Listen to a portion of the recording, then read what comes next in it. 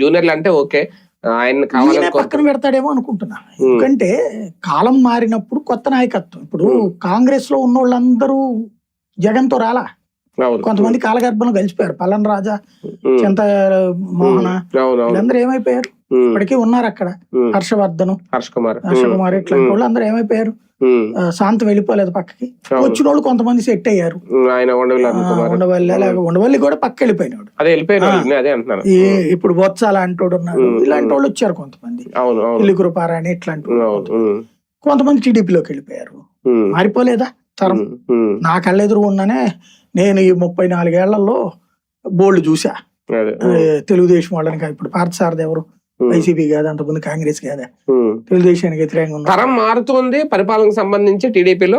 అదే టైంలో కొత్త తరం కూడా ఫామ్ అవబోతుంది. ఇప్పుడంతా కూడా చాలా మంది నాయకులని వదిలేసి వాళ్ళ బిడ్డలకి ఇచ్చాడు. మొన్న జేసీ ప్రభాకర్ రెడ్డి, జేసీ దివాకర్ రెడ్డిని పక్కన పెట్టి అస్మిత్ రెడ్డికి ఇచ్చాడు.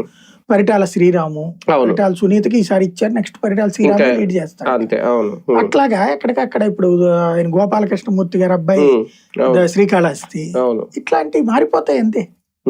కొత్త తరం, కొత్త రక్తం, మార్పు అయితే వచ్చేస్తుంది భవిష్యత్తులో. రైట్.